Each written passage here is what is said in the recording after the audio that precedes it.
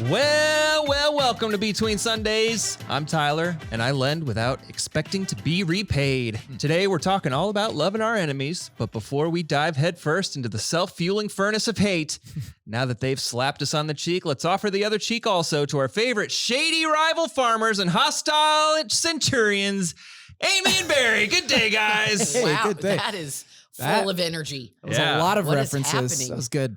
That was Yeah. good. All right. Cesspool of human misery, hatred, and rage. Nice. Yep. Hey, guys. Hi. Hello. This is the new crew. For a bit. 3 months. Summer For a bit. crew. Yep. Yeah, no Maron. No. We talked last week. She's on sabbatical. Yep. So Amy's joining us as co-host. Sorry, everyone. interim host. Someone was like, what if people, I think one of my kids was like, what if people like start writing in? Yeah, they They're start like, writing in. We or really like don't yeah. like her. We Yeah. can't Hey, wait for could Maron you to come back. downloads right. drop. Mm-hmm. Yeah. Yeah, it might happen. Ooh. Nice. Why do I do those things? It's like I set you up for success. That's how it Yeah. goes. And This is my favorite one. How long do I have to wear this mask? I can't believe you still have it. That was from like 4 years ago now. Yeah, it's the best. Oh gosh. Well, Guys, what's new with you? What's going on? Amy, you were here for like 26 hours yesterday. I sure was. Oh man. What gives? Well, we had auditions. Our fall show is Joseph and the Amazing Technicolor Dreamcoat. Yes. And we had auditions. Our Yeah. first round of auditions were last night. All right, how'd it go? So good. I almost wish we weren't having a second round tonight because it's just going to make that the decision. I mean, like I think I probably could have cast the show from the people Really? that showed up last From night. first night. That's yeah. not good news for anybody. Well, it's just auditioning no. Monday. It is good news. I mean, it's not good news, but it's okay. I mean, I kind of expect this now. Yeah. Like we have built such a reputation here. Like the amount of people from the theater world outside of Grace that Yeah. come to our auditions now is kind of insane. That's great. So lots of new faces last night that I've never Oh, met before. all right. Lots of people back from Music Man, and then people that have been doing shows with us for like 30 years Right. are there. So it's really beautiful. Yeah, So- that's a hard thing though, because this show is a little smaller than some of the ones we've done in the past. Yep. Right. And Yes. so that makes it even harder because it means not everybody's getting a role. Yeah, and that is hard. And just trying to have a really good mix of like people that go to Grace, like Yeah. that call that I want to honor that. They're part of our family and part of our community. And then also incorporating new faces and people that want to be a part of this and might become a part of our family because of it. So I want to do a good job of mixing. So when I was in high school, Yes. I played Carmel football. Wow. Okay. This But is if news you to me. just wanted to play football at Carmel, you could. Right. There were like no cuts. Right. It Why? was one of the few I don't know. Because it just wasn't popular. I don't know. Oh I- no, there were 400 kids on the field, like oh, on they the just let sidelines. everybody Yeah. do it. So, I like- think it was because Carmel's such a big school and it's so cutthroat that they wanted at least one or two sports that like you just get to participate. Yeah, so I was on the team. Nice. Did So, you ever play? Oh yeah. Oh, good. Well, I Wow, quit Tyler. because somebody stole my shoes. Somebody stole my gosh. cleats, so I Okay. quit. I'm out of here. So I say that because, I mean, you just alluded to it. It's not that everybody who auditions gets a part, No, right? they So like, take us through what's going to happen in the next few days. So how many Well, people are auditioning, 95. and how many Wow. people are in the show? We were hoping 94? to keep. It's going to be really tough for that one Yeah. person. We were trying to keep it to around 65 to 70. Okay, so we're gonna have to make some tough talking about decisions. 25 to 30 people. Yeah. Yeah. How many actual speaking or singing solo roles are there in the show? There are about 20 Okay. that actually have Names that- and specific yes, that solos. have a name. and, Yeah. yeah. Now all the brothers have, or at least 10 of the brothers have wives. We kind of fudge on that a little bit. We kind of give them all wives because they all need dancing partners except for Joseph. So they don't actually do any speaking, but they're pretty featured because Mhm. they dance with any of the songs the brothers are in. They're in. So, Cool. so it's a good mixture, and there's a kids chorus in this show. So where kids added to the mix always add a little bit of chaos. This is a different being because different beast, so to speak, because the kids are a little bit separate from the chorus as far as rehearsals. Right. So it's not like chaos every week. chaos Yeah. every week at rehearsals. So the kids chorus will actually probably be a little bit bigger for this show than we've done in the past. Which How is, old do you have to be in the show? we made the age between 9 and 14 for the kids chorus. Okay. 14 is pushing it a little bit, depending on, how you've matured and stuff. And 9 can be a little young, but there are 9-year-olds that are actually more are better at sitting still than some 11-year-olds I know. Yeah. So we have to be kind of discerning and figuring out which kids are going to work and which aren't. So does anybody ever get like super mad at you that they got cut from the show? Absolutely, yeah. Really? Probably every time, right? Yeah. At least Oh, yeah. somebody. Yeah. No. I'm very clear that, like, if you want to understand what happened, I'm happy to talk to you. I've had some hard conversations in the past. I've had letters sent to the entire leadership of Grace. That's right. I remember talking that. about handwritten, Yeah, we each got one, that. Yeah. about how that I'm pretty bad person. Yeah.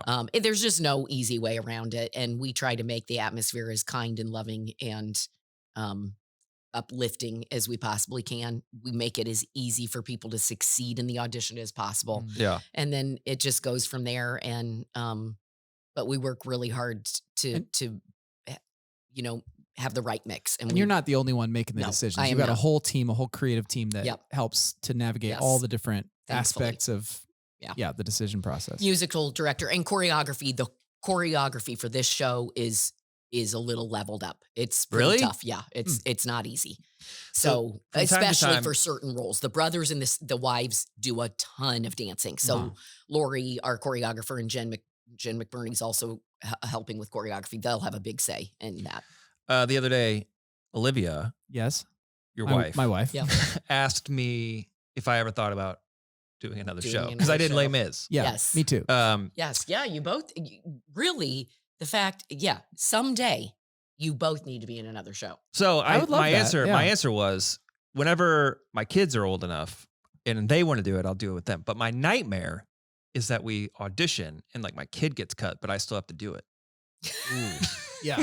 That would be rough. I'm going to tell you right now, the chances of your kid getting cut and you making it are Yeah, well, that because your kids keeps are me pretty up at darn night. cute. Keeps me up at Lane, night. I think Lane is made for the stage. Oh, yeah. I'm not gonna lie. Yeah. I think he is. Yeah. And Lou, maybe too. Milo seems a little more shy, but I can pull that out of him.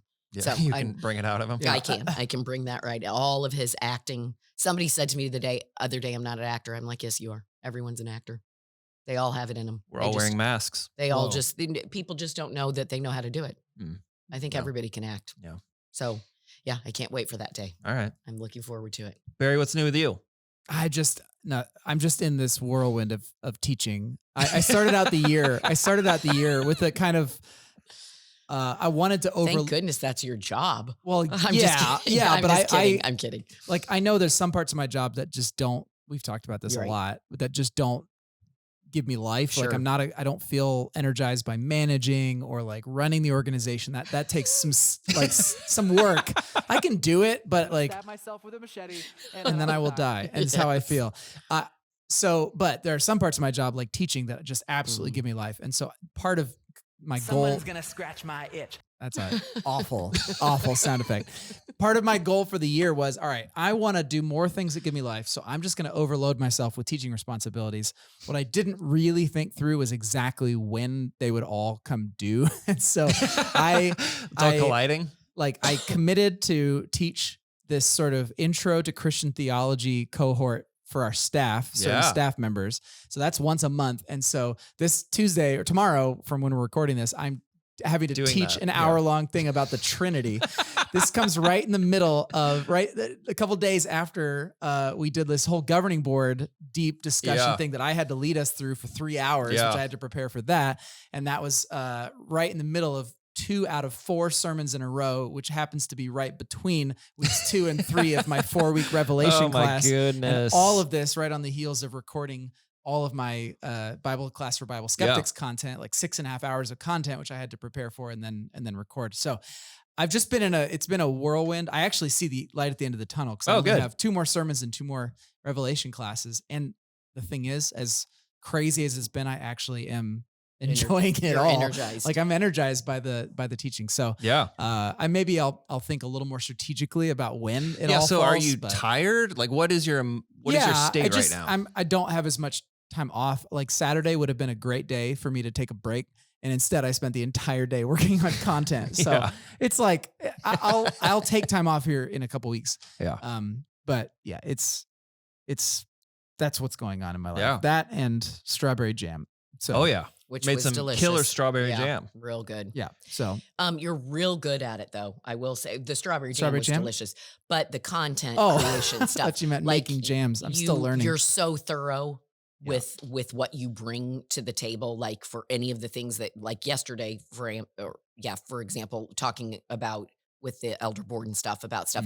Like you're just, it's so thorough. Like Yeah. you give us so much. You probably don't even have to give us as much, especially like synopsises of the reading and stuff. Like we should, Yeah. we should do Here's that. a recap of what Yeah, you I mean, like should have you read. make it really easy on us. I'm not gonna lie, but like what you come up with is so well thought out and like Oh. it's really good. Thanks. So thanks. if Well, that's any encouragement, it is. Keep It is on an keeping encouragement. on. Yeah, I we'll love, cut that I love part out, doing but- it. So yeah, we don't need to. So anyway, it's good.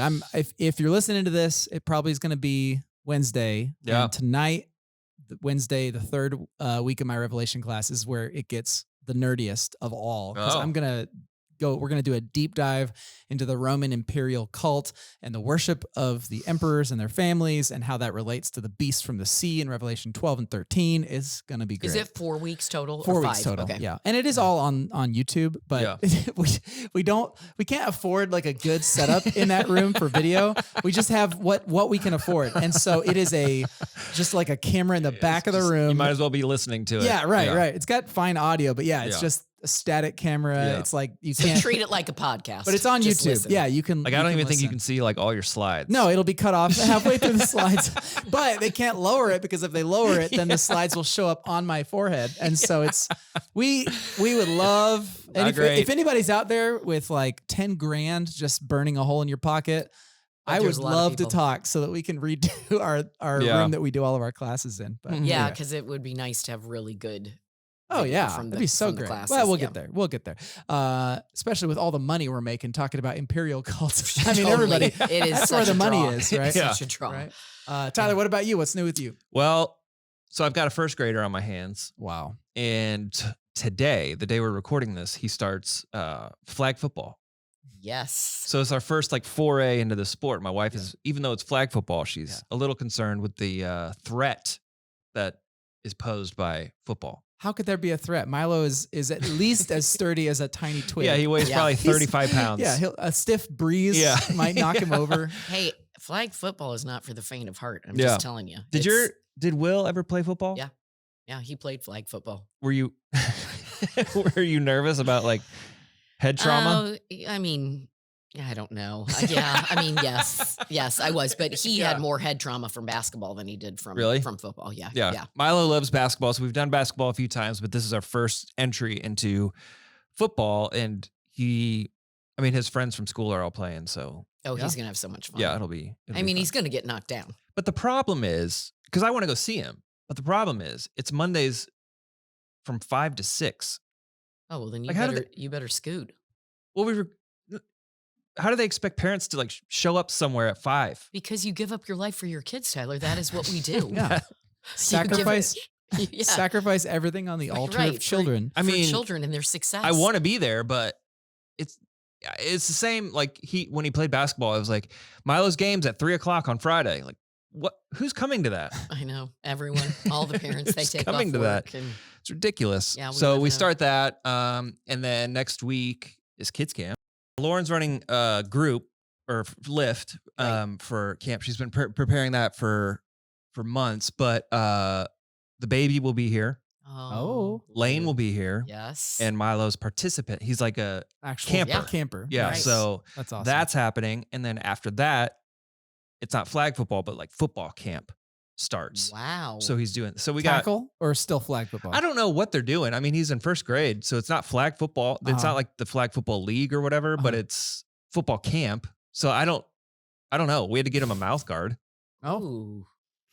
All right. Ooh. That Good luck. feels scary. Ooh. That feels scary. Yeah, so I'd be more nervous about camp than flag football. It's yeah. all right. He only has one adult tooth, right? He has one adult tooth, Okay. coming in. Coming so, in. So you're fine. Yeah. So basically June is spoken for us. Yes, that's Yeah. welcome to the world of parenting. It just It's gets not worse. It just gets worse. Oh, great. Like I feel Maggie started summer, and I'm going to tell you, we have between all 4 of my kids, if we were wanting to go away as a family, there is maybe 3 days before Maggie starts school again. Really? Yes. Oh my goodness. Yeah. We just can't fit it in. Friends You of the, are. what? Oh, go ahead. I was just gonna say, friends of the pod. One of the running jokes that I have with the lead team, since I don't have any kids, is that they're all over the map with life stages. They've got the the little ones. Yeah. You've got the kids right out of high school who are staying at home. You've got the Yep. adult kids, and you've got the teens that are all, and everybody's got their issues, and it's difficult and painful. And the lead team is constantly commiserating with how challenging Yeah. parenting is. And the running joke that is always like, so I'm hearing again that what you guys are saying is that having kids is just so easy. Yes, Yep. it is. And yeah, so that's I get Blessings to from heaven. arrows in the Blessing. quiver. Yeah. Blessings.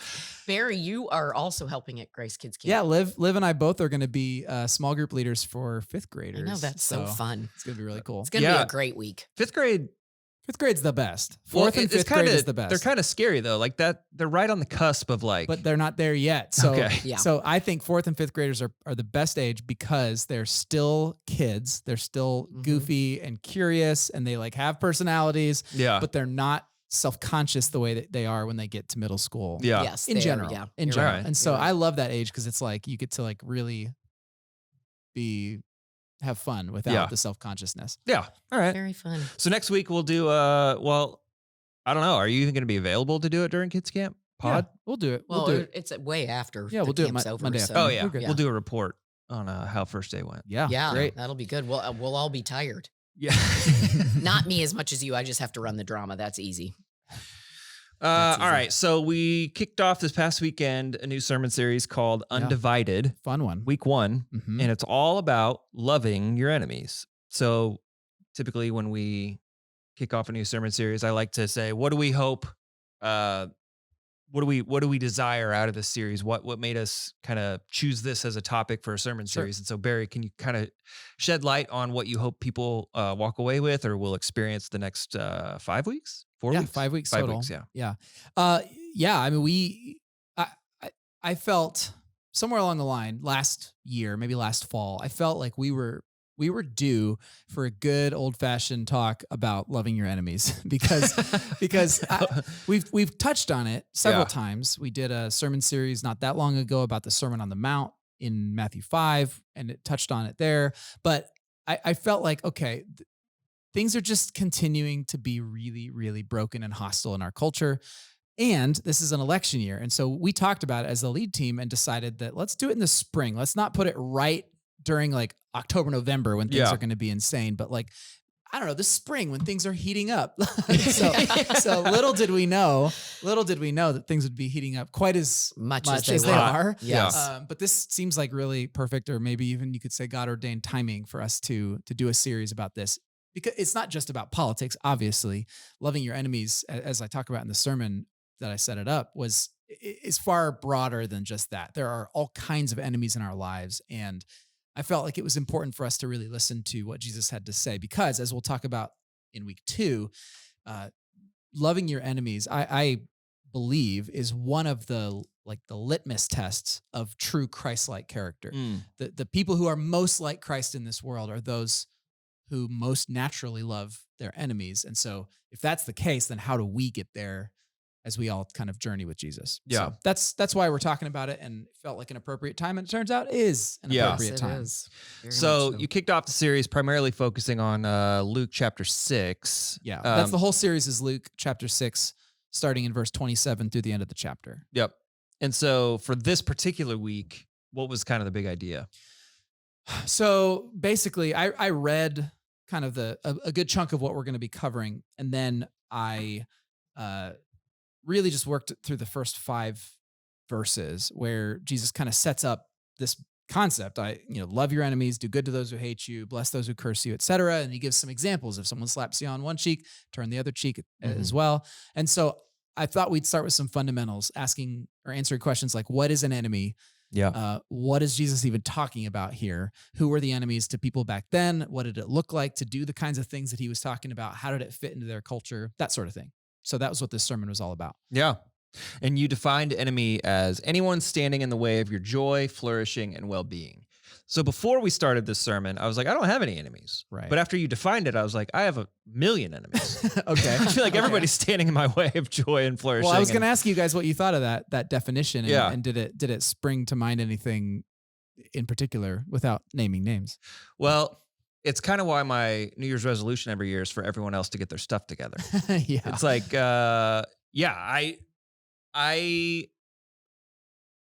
people definitely, like, names and faces definitely come to mind, but it's you did allude to it, like the tenor of our country and the politics of it, like the last 10 years have been super divisive. Right. And it's been divisive in my family. It's been divisive in my friend groups. And so it's easy to be like, that's the other side, like seeing people that I'm close to as the other or whatever. And so names and faces come to mind. But yeah, I don't know about you, Amy, if you're like, yeah, I've got a whole new list of enemies based on this definition. Yeah, it was very easy, and that made me super sad. Like it made me sad. And we talked about it when I got home, and Annie, my third child, and Jeff, my husband, were both like, they really struggled To come up with they names? really Huh. struggled to come up with people that they felt were getting in their way. Like they were like, yeah, I mean, there's some people that I don't like as much as other people, and I had no problem at all. Huh. Like I was like bump, Nice. bump, bump, bump. Like I just counted them. Wow. And Yeah. it made me take stock in myself immediately. Like, why is it so easy is that a problem? That's a Sure. problem. And to be honest, I started thinking about the way I am when I'm in the car. Like I make everyone on the road an enemy. I'm not lying. Like I'm like, Yeah. you're getting in the way Yeah. of me getting where I need to be on time, or like, why aren't you going faster? Why are you in front of me? Why? So yeah, I have a real problem. So there we go. Yeah, it was Wow. way too easy. Way Okay. too easy.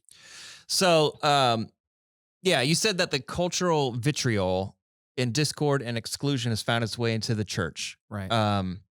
So my immediate question after that was, how in the world did we let that happen? Has it always been that way? Like, has it always been like culture is divided, so therefore the church is also like super divided? Or how do we let this happen?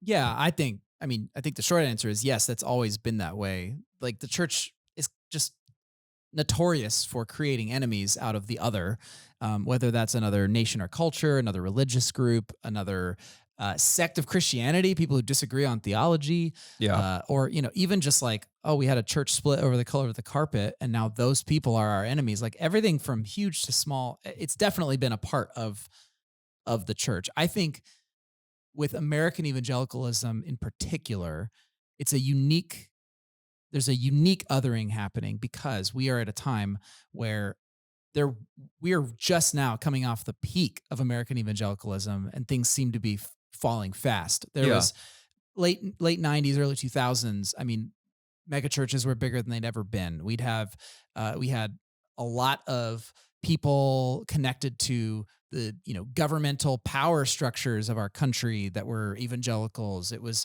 like a heady time. Everything felt like winning and success. And then pretty much within about 20 years, everything just started falling off a cliff. And so beyond just the normal othering that happens within the church, I think there is a significant level of hatred for those that we deem responsible for our loss of success as a movement. Which could be anything from ideological groups to political groups to people who practice a certain lifestyle. Like there's a lot of reasons, we gotta a lot of point the people to finger point the somewhere. finger at for Right. why is the church why doesn't it feel like we're winning like we used to feel? Which that's my 2 cents, and I could be wrong on that, Yeah. but that's how I understand what's like. Which going is on. weird because, like, I think there are parts of the church in America that does feel like it's winning. Right. So yeah, it's that's a weird dichotomy for me to grasp. Well, they feel like they're winning, but they would all say, I assume the ones that would say they're winning, they would all say we're under threat. We're Yeah. being threatened. There are Persecution, those yeah. people are out to get us. There's persecution. There's immoral people who are threatening the fabric of the family, of Yeah. the society. Mhm. So Sure. there is Yeah, that still makes that sense. even among the quote Well, and unquote winners. I think the whole idea of winning is a problem. Well, Like yes. that, I mean, just that in and of itself. And Right. don't you feel like there's a movement too of like circling the wagons? For like, sure. Like they're out to get us. Mhm. So we're going to circle the wagons and just self-preserve and self-protect Absolutely, and yeah. not be a part of any of it and try and keep ourselves separate from, which obviously you can't love your enemies if you actually refuse to even be in conversation with Right. them. Right. Yeah. But again, Crusades, Spanish Inquisition, Protestant Catholic wars, like there's plenty of other examples. I'm not saying that we're somehow uniquely terrible Right. compared to the rest of church Mhm. history, but it's our version of that. It's our time. So you said at the end of your sermon, you said that we're not talking today about how to love your enemies. Right. Or how to overcome the general human tendency Yeah. to hate. Right. So was this first sermon just kind of setting the table of like this exists, let's acknowledge that it Mhm. exists, and here's what we think the solution is. The next couple of weeks we'll talk about how to get there. Yeah. Okay. That's pretty much it. Jesus is we're acknowledging, yes, enemy hate is real in our context and in our lives. Jesus calls us to enemy love, which is a shocking and provocative thing to call. The vision of that is profound. The idea that if we all did this, if like the church would genuinely show our world a completely different way to live. It's not, right or left. It's a third way. It's like, it's not Yeah. this or that. It's some entirely new approach. So to set up all that, the philosophy of enemy love, but yeah, I didn't get into, and so here's what you're going to go and do about it. Yeah. Yeah. That's what weeks 2 and 3 are all about. And then, by the way, in case someone asked me, it's only 3-week long series. No, it's 5 weeks. Weeks 4 and 5 are going to be Tim Ayers and my dad, and they're continuing on the rest of that passage. They're talking about judging others. They're talking about the fruit that the tree bears, like all that stuff from the rest of Luke 6. Do you guys think that it's human nature to seek or lean into retaliation, or did we learn that from somewhere? Amy, I was like, Amy, what do you think? I don't know. Yeah. I mean, we've certainly learned it. So I Yeah. don't know. I mean, but it had to come from somewhere. It had to start somewhere. So Like I don't know. I lean towards that it's human nature, I guess, because I see my kids who are, 3 and 4 years old or whatever, and if something gets taken from them, their Right. immediate reaction is to retaliate. Right. So I feel like it's human nature, but it's hard to believe that like that's just our instinct. Our instinct is to Right. hate. Right. would the first example of that in biblically be Cain and Abel, or was Yeah. it prior? So No, that's it. Yeah. so yeah, I mean, it gets into a big question about original sin, and that is beyond the scope of this conversation, I think. but yeah, it regardless, let's say if it's genetic or instinct or something like that, it's just baked into the human condition, so we all have to deal with it. But if it's not that, if it's learned behavior, how do we get beyond that? Like, Yeah. do we raise children on an island where they don't have any other, where no sinful humans will influence them? Yeah. Sinful adults. Oh, wait, we're all sinful Yeah. adults. So it's almost like even if it is learned behavior, what child is going to be able to learn something else Mhm. in a world filled with sinful people? Yeah. So regardless, I think it's just kind of something we are stuck with. Mhm. We have to live with. So this chapter in Luke is Jesus' Sermon on the Mount or Sermon on the Plain. Basically, yeah. And I put this in the app notes, but for those who are curious, there are plenty of scholars, and I agree with them, who would say that the Sermon on the Mount and Luke 6, the Sermon on the Plain, so-called, that both of these are actually not necessarily a single sermon that Jesus gave one time, but they're collections of Jesus's teachings that he gave over and over and over again, and that he the authors, Matthew and Luke, took them and formulated them into a single teaching to kind of contribute to the narrative. But these are teachings that Jesus would have given a bunch of times. I quoted that passage from, is it 1 Corinthians? Shoot, the one about that Paul says something about loving your enemies. Well, it's likely that is a quote from Jesus, that he's actually quoting a tradition of something that Jesus said. And if that's true, then that means that we have 3 separate accounts of Jesus saying, love your enemies, and with some surrounding teachings. It's in Matthew, it's in Luke, and it's in Romans. Romans. Thank you. Romans 12. So regardless, like that's an intriguing concept that each of these these are apostolic traditions of one of Jesus's core teachings. And it's fascinating that this one shows up 3 different times. Yeah. But Luke, this is just the way that Luke does it. And I like Luke's version for a more extended look because he kind of has a bit more detail than Matthew does. Yeah. This is a 2024 issue because it's obvious why they didn't do this. But I wish, because you said at that time, to the people listening, it was probably pretty obvious who their enemy was. Sure. It's rival farmer, Right. Rome, whatever. Right. And I wish we had record of like what people's reaction was to hearing Jesus say, love your enemies. Cause I'm sure these people had a picture in their minds of who their actual enemy was. Right. Like Amy, you sat here and said Jeff and Annie. Yeah. Nobody comes to mind, but I bet for a lot of people listening to Jesus say this, enemies, I can put a face to a name. So I wish the writer had been like, there were 10,000 people there and 8,000 of them stormed off. Yeah, right. You know? Right. Yeah. Right. There are some instances of that, not necessarily with this specific teaching, but there are people who just throw up their hands and say, your teachings are just too much for us, and they leave. You also get examples of the disciples specifically with this thing, not listening, like the account of Peter picking up a sword and cutting off the ear of the guy in the Garden of Gethsemane, like, and then Jesus is like, what are you doing? Let me put that ear back on. So it's clear that even the disciples who did hear this and didn't leave still struggled to actually like grasp it and put it into practice. So Do you think? Yeah, Sorry. Okay. This is a little bit of a rabbit trail. So you. Oh, that's good. Go for it. No, the idea that people would throw their hands up and leave or struggle so deeply with it. What does it say? Have we made it too easy on followers now, on disciples now? Because I don't see a lot of people just throwing, you know what I'm saying? Like, and I mean the church as a whole, like us, maybe, I don't know, but are we making it so palatable right.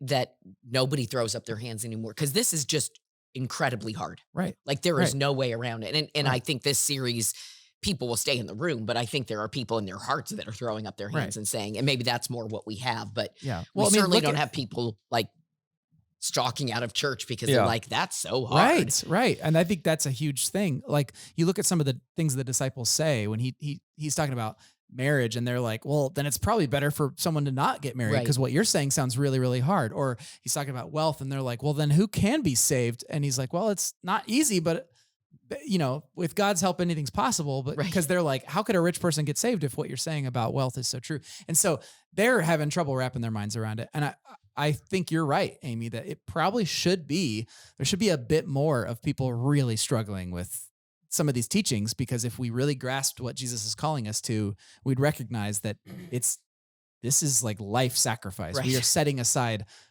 all of the things that we would naturally desire or feel wired to do. And he's saying, you've got to die to yourself and be reborn. And I think you're right. We've made the cost of discipleship so cheap that we miss out, because if following Jesus is just believe exactly these things and say this right prayer, and then you're just good to go. If that's the ending point of discipleship, then of course people aren't going to be offended by his teachings because they're just like, it's not, right. It's not. But like, if the cost of discipleship is a lifetime of self-denial, that's an entirely different prospect. Yeah. Yeah. And I wonder, I mean, it's 2,000 years later. I wonder how much of it is like, well, yeah, of course Jesus would say that, but yeah, right. It's Jesus. Yeah, it's Jesus. Of course he'd say that. Right. But I feel like a lot of us kind of make Jesus or God into the version that we think he ought to be. Mhm. And that's different per person. Like, I think Jesus would say, love your enemies and all these things. Another person would be like, Jesus is a general in a war or Right. whatever.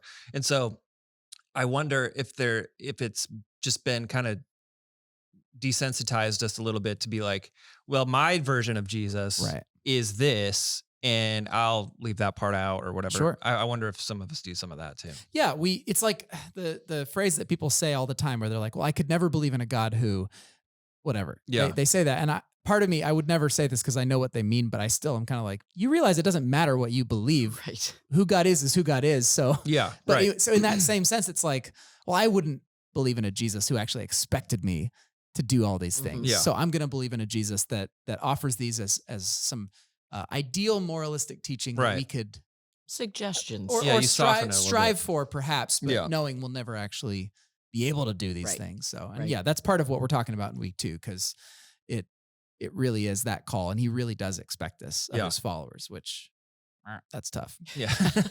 I think you coined a phrase.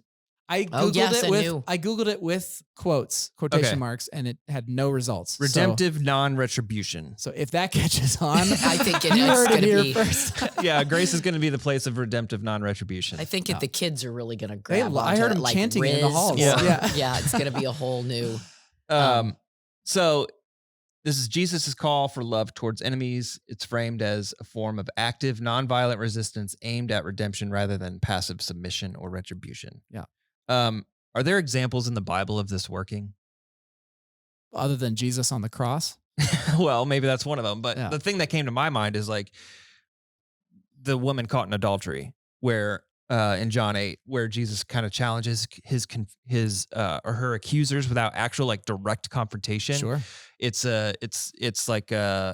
redemptive non-retribution. It's Yeah. it's I think that's a good nonviolent example. resistance. Yeah. Because he's like, rather than saying, yeah, stone her or don't stone her. Yeah. He just says, yeah, if you don't have any sin, go ahead. Why don't you throw the first Yeah, stone? it's like it's what It's a people third way. Yeah, it's Yeah. a third way. It's not what people are expecting, Right. kind of thing. Right.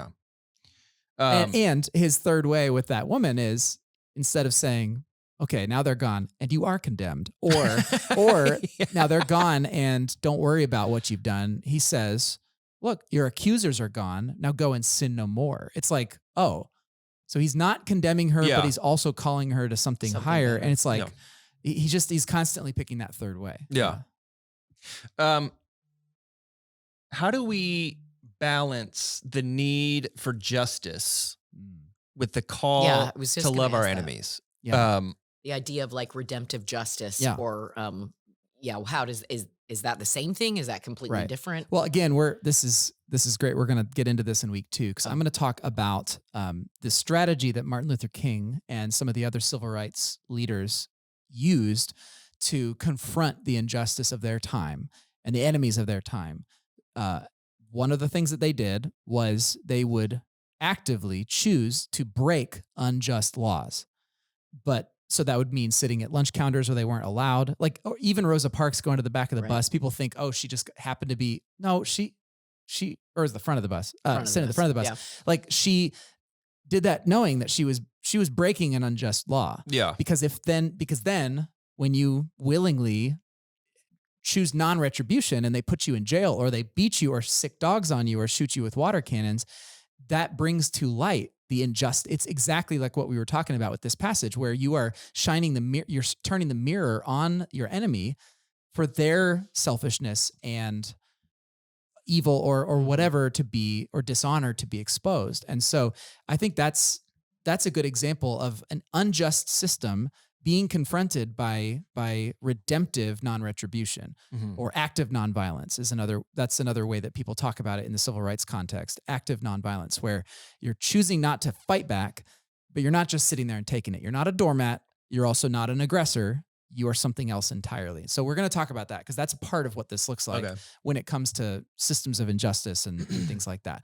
Now, when it comes to questions of if I'm being abused, Yeah, or that was going to be our yeah, next question. yeah, I think this is where it gets a little bit more complicated, because I would have a really hard time thinking that Jesus would be okay with someone experiencing abuse, because he cares about every person as his child, like as his brothers and sisters. So, like that's where I feel like we have to be a little careful in how we apply this, because Yeah.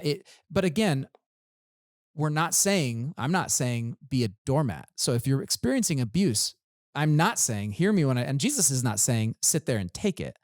He's saying respond in such a way where you are not fighting back, but you are in some way bringing to light your enemy's actions. Yeah. And Right. so I don't know exactly what that looks like in a classic marriage abuse type setting, for example, but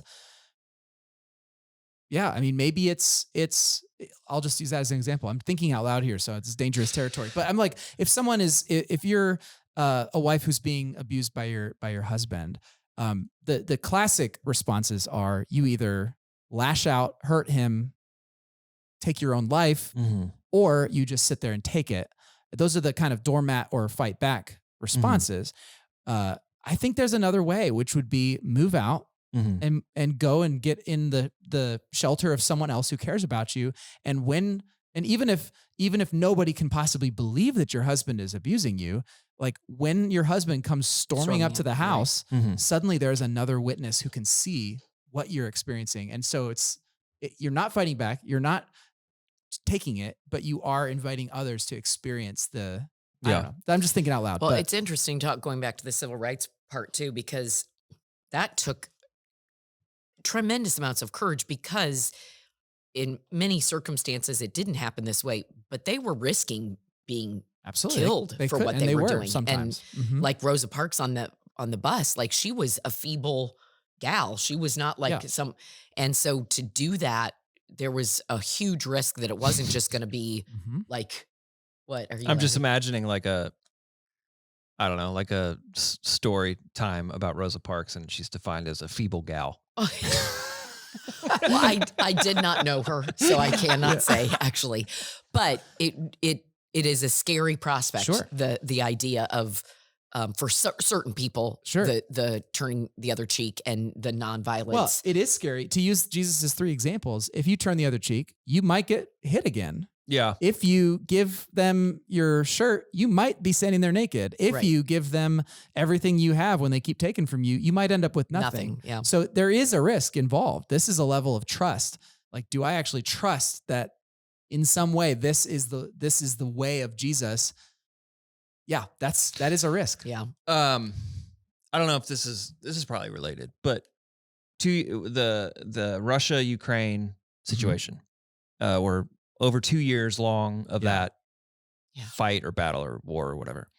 I remember getting on a call with friends of Mission Ukraine. Yeah. Friends from Mission Ukraine. So these people are in Ukraine. They're experiencing invasion, all these things. 2 years ago. And it was for a prayer meeting. And so everybody is praying over the war, over the conflict, praying for the people of Ukraine, that kind of stuff. And then somebody prayed for Putin on the call. They were like, change his heart, turn him the other way, whatever. And the Ukrainians were kind of like, no, we're not ready to hear that. Right. This guy's an enemy. We want him to die, basically. Like, right. We're not ready to hear that. Maybe someday we'll be ready to hear that. We're not ready to hear that. So I guess I wasn't necessarily thinking about like the marriage abuse, but are there situations where it's like, we're not ready for that yet? Like, we're not ready to love our enemies yet. And I guess maybe that's a forgiveness thing. Like how does forgiveness play a part in loving your enemies? Well, I think it does play a part. It fits into that same continuum of completely reframing how we see other humans. I mean, Jesus talks about forgiveness where the disciples are like, how many times are we supposed to forgive someone? He's like 70 times 7 times. It's like, a bajillion times. That's how many times you're supposed to forgive somebody. Like his way of understanding our interactions with other people is not, hey, just be nice to everybody. It's like, no, we're going to act in such a way that we dismantle the broken structures of our entire cosmos. Like we are going to rewrite human behavior from the ground up. You just have to do it the way that I'm showing you. And I don't blame anybody for saying, no, I can't. Yeah. I don't think I can. Because this is not an easy teaching. Like if it was, we'd all be doing it and the world would be a utopia. Yeah. It's not an easy teaching. So I don't know what your question was, but Well, I guess my ultimate question is, what role does forgiveness play Oh, in sure. loving your enemy? Yeah, and the illustration with Ukraine is one, but I have my own stories of do I need to forgive this person or these people? Right. Because I want to obey and I want to follow what I think Jesus is saying when you love your enemies, but I really don't feel like forgiving. You know, Yeah. we've talked about this in sermons before, but so if yeah, I guess the ultimate question is, what role does forgiveness have to play in loving your enemies?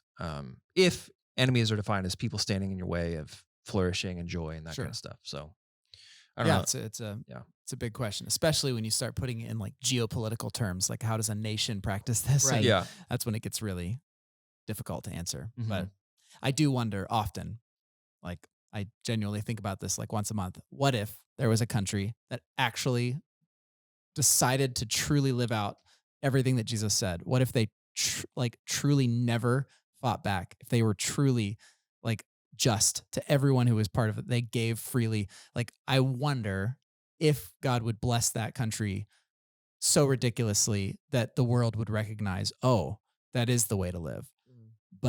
But it's maybe impossible for humans to ever consider doing something like that, because those are all the wrong things to do if you're trying to be a powerful geopolitical, entity. So Right. anyway, I think about that all the time. I don't know how often you guys are thinking about geopolitical Every day. entities and the Yeah. teachings of Jesus. Hourly, but actually. yeah, right. Yeah. On the hour. It's the kind of thing I think about when I'm like driving home. I'll be just like, huh. Anyway. Oh, I'm mad at everybody else on the road. Oh, so yeah, I and don't I'm have sitting time. there, yeah. I don't have time to think about that because I've got lots of enemies on the road. So. Yeah. All right. So this may seem obvious, but Mhm. somebody did ask me this. Yeah. How do we reconcile Jesus is called to love our enemies with what like the Old Testament says, like eye for an eye, that kind of stuff? Yeah. How do we reconcile the two? Yeah. Oh, well, Amy? I'm the one that asked the question. So No, I'm sorry.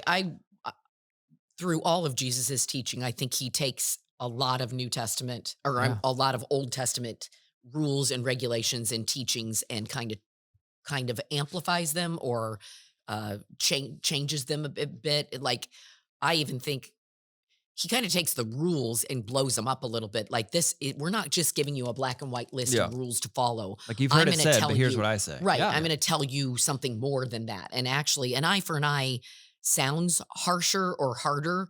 And actually, it's probably not harder. It's easier to say, tit for tat, you took this from me, I'm taking this from you. Yeah. And then Jesus comes in and says, no, we're not going to do it that way anymore. Actually, you've got to not say, Right. you hit me, so I'm going to hit you. Right. You say, you hit me, so all right, Yeah. I guess you're going to do it again. Yeah. So that's you're totally right. Let's zoom in on that eye for eye thing. I have another thought about the broad teachings in general, which I'll get to, but the eye for an eye thing specifically. So you're right. In the Old Testament context, saying an eye for an eye was not a way of saying you can punish somebody if they hurt you. What it was saying is there's a limit to how much you can punish someone if they hurt you. Because back in the ancient world, if someone took advantage of you, then you went scorched earth on them and took them out to the fullest extent of your power, and you'd feel justified in doing that. So when the Old Testament law says eye for an eye, it's actually trying to move towards greater justice. But then Jesus comes along and says, "You've heard that it was said an eye for an eye," and guess what he says right after that in Matthew 5, verse 38? He says, "You've heard the law that says the punishment must match the injury, an eye for an eye and a tooth for a tooth. But I say, do not resist an evil person. If someone slaps you on the right cheek, offer the other cheek also." That's exactly where he gets into his same teaching on that in Matthew. So I don't, that doesn't give like a satisfying answer other than to say that Jesus takes that move towards justice and takes it to a whole new level by inviting us into kingdom justice, which looks like redemptive non-retribution. Put it on t-shirts. I'm telling you. Yeah, Everyone's it's the gonna be new talking about it. But bigger than that. And I'm thinking about it because I've been teaching on it in my Revelation class.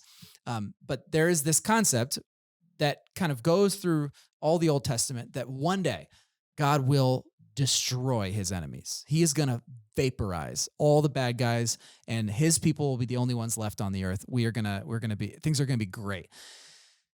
And then Jesus comes along and dies for his enemies. On a Roman cross, the exact instrument of torture that Rome uses to oppress its enemies, he dies for his enemies willingly. And in Revelation, we get this really provocative image where, John, the author of Revelation, is total Bible nerd, and he's using all this Old Testament imagery as he depicts this scene where there's one figure who is worthy to open this scroll that is going to sort of explain how the rest of time is going to work out, how justice is finally going to be done and God's will is finally going to come on the earth, God's enemies destroyed, etc. And it's the Lion of Judah. And so everybody's like, oh my gosh, the Lion of Judah is about to emerge. And the Lion of Judah comes out, and the Lion of Judah is a slaughtered lamb.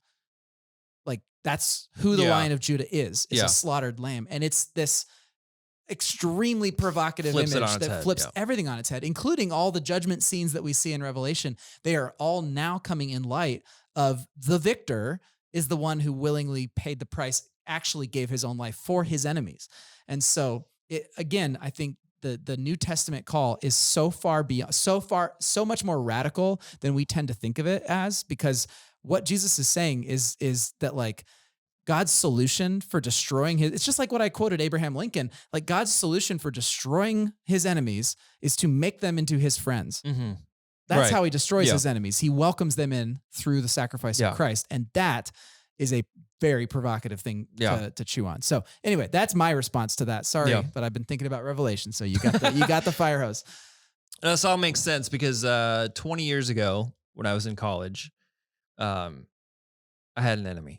Oh. And it was McDonald's. I ordered food and drove there. I ordered food with a college money, so not a lot. Drove to McDonald's. They didn't give me my fries. Got all the way back to my dorm. Ooh. No fries. I called McDonald's and I was like, hey, I don't have my fries. And they said, come back and we'll give you fries. So I went back, but the shift had changed. And so the new manager who was on the new shift was like, no, we're not giving you fries. I don't believe you. So what I did is I got in the drive-through line and I ordered like $200 worth of food. Ooh. And then I pulled out of the line. My gosh, that's terrible. So when we talk about, that is awful. It is awful because they had to do all that work, but in a way, presumably, you just fed a bunch of McDonald's workers while sticking it to the man of corporate McDonald's. That's not what we mean by redemptive non-retribution. I don't think that's exactly that's not it. No. So it all makes sense now. I've changed since then, but now he only orders $100 worth of food. Right. Yeah. So what are the risks? What are the risks and rewards of this third way? Mm. So when I was thinking about this, the risks of non-retribution is the potential for ongoing abuse and misunderstanding. That's the risk that you take when you choose this third way. It's the potential for that. The reward, though, is the possibility of genuine reconciliation and personal peace, which I think is really important for me to think about, because I do have people that I would consider enemies in my life. Mm-hmm. And there's been many times where I'm like, I got to do something. Sure. I got to do something to show these people something, or a person something. And the risk is that if I were to do that, the risk would be that, okay, abuse is still going to come my way and misunderstanding is just going to continue to exist. Yeah. If I choose eye for an eye or scorched earth or whatever, that's the risk. If I choose the reward of doing something, I don't know. I don't even know what the reward is. I feel good about myself for a minute, but the non-retribution, like the risk of non-retribution is we may never understand each other. Right. Me and my enemy. We may never understand. That's the risk. Sure. And they may continue to abuse me and how I feel abused or whatever. Sure.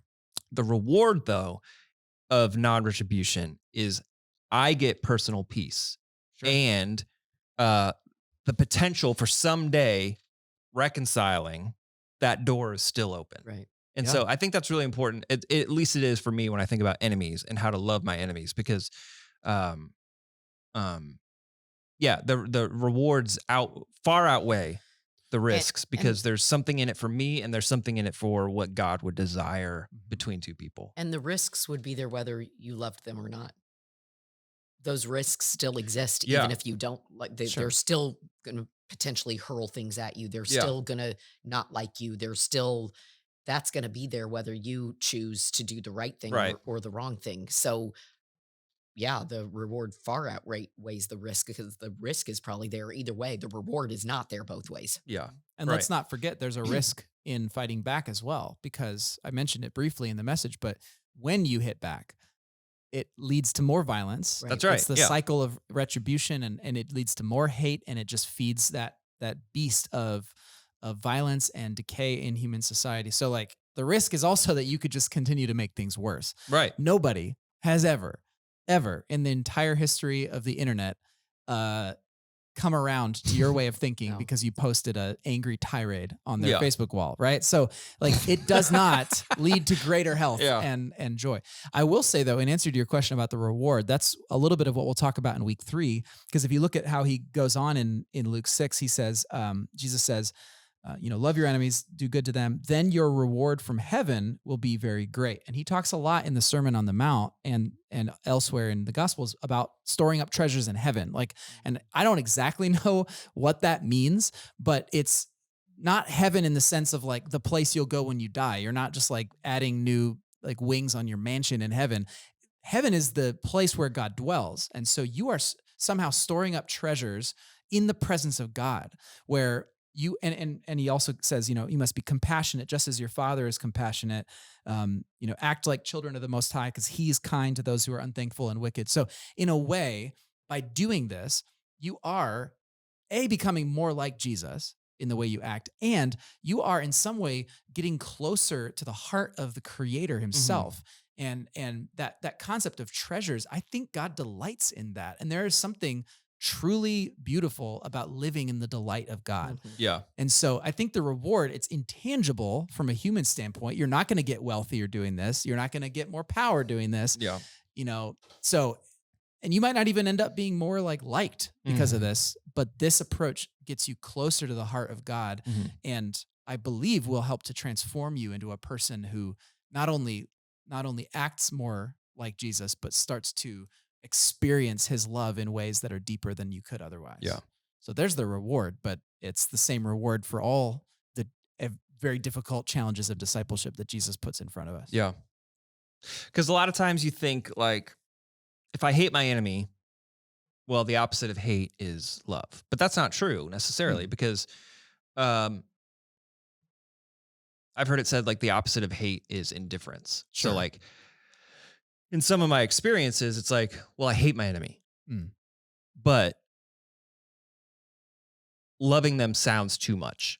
Sure. Loving them sounds like it's too much for me to do. So what am I going to do? I'm going to focus on what God wants me to do. I'm going to focus on my relationship with God, and I'm not going to allow my enemy, through my focus on God, through my dependence on God, I'm not going to allow these people or this person to stand in the way of my joy and my flourishing, and because my joy and flourishing has nothing to do with them.